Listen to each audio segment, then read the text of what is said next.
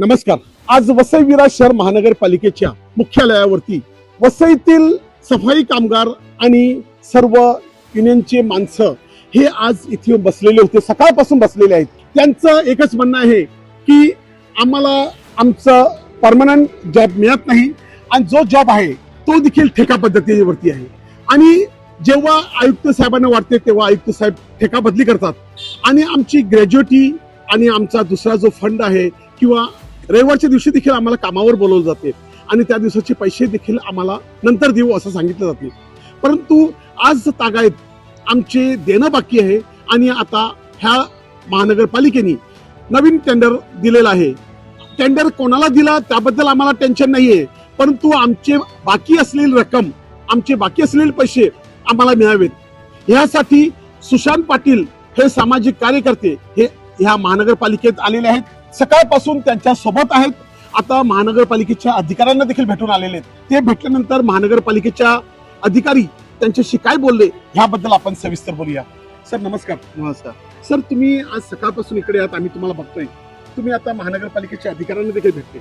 काय एकंदरीत तुम्हाला काय वाटते की हे ह्यांच्या सोबत ह्यांना ह्या जे सफाई कामगार आहेत ह्यांच्याविषयी ह्यांच्या मनात थोडीशी तरी प्रेम किंवा आपले कर्मचारी ह्यांचा पैसे द्यायचा आहे की ह्यांच्या टाळूवरची मलाई खायची आहे? काय तुम्हाला वाटतं? महापालिकेच्या अधिकाऱ्यांना खरं म्हणजे बेशरम मी बोलेन, कारण ह्याच माणसांनी, ह्या सफाई कामगारांनी कोविडच्या काळात आपले जीव धोक्यात घेऊन सेवा दिलेली आहे.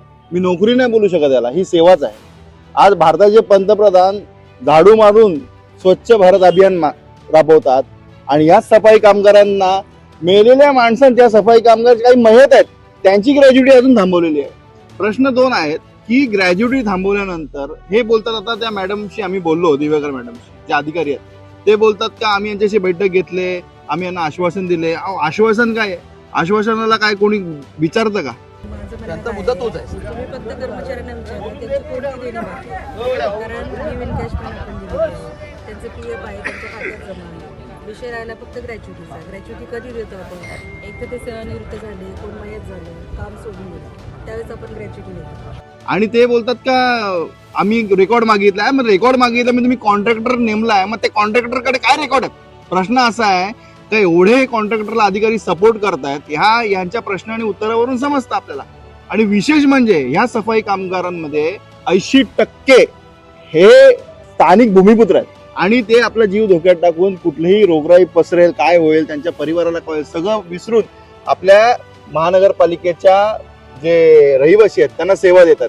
हीच महानगरपालिका जेव्हा टॅक्स भरत नाही तेव्हा दारात भोंगे वाजून बोंबून आमचे ज्यांचे टॅक्स बाकी आहेत त्यांनी होर्डिंग लावलेले होते.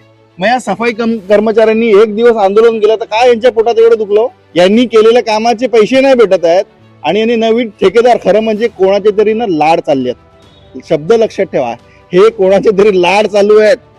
अधिकाऱ्यांनी केलेले लाड हे कॉन्ट्रॅक्टर आहेत म्हणून ह्या कॉन्ट्रॅक्टरांना ताबडतोब बोलवतात, कॉन्ट्रॅक्टरशी चर्चा करतात.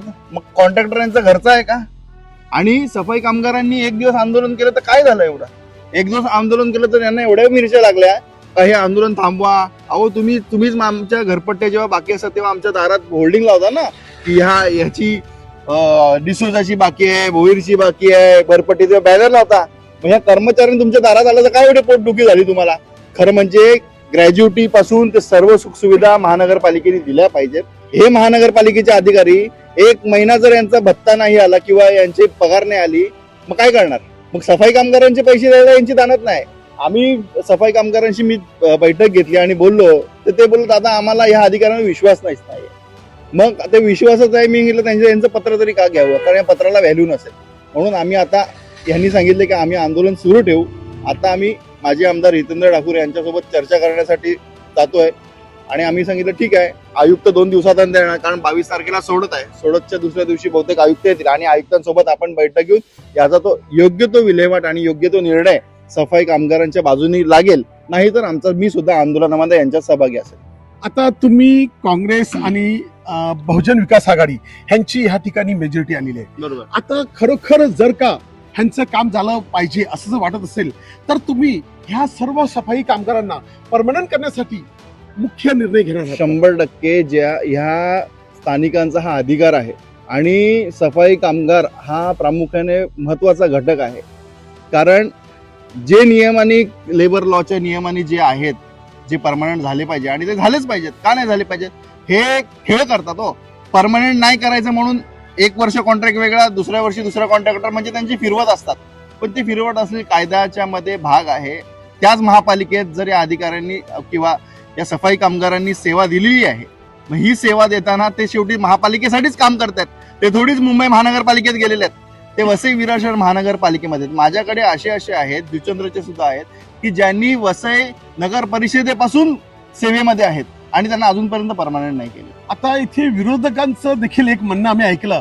विरोधक बोलतात की टेंडर चेंज झाल्यामुळे, पूर्वी टेंडर ज्यांना होतं त्यांनाच टेंडर पुन्हा राहिलं असतं तर दुःख नव्हतं, पण टेंडर चेंज झाल्यामुळे हे प्रॉब्लेम चालू आहे असं विरोधक बोलतात. त्याला तुम्ही काय उत्तर द्याल? टेंडर चेंज झालं नाही, ते टेंडर का चेंज केलं, अचानक का केलं, तो त्यांचा भाग आहे. मी बोललो ना, कोणाची तरी लाड चालू आहे. कर्मचारी तेच आहेत ना हो, नियम तोच आहे, भारताचं संविधान तेच आहे, महापालिका तीच आहे, सेवा तीच आहे.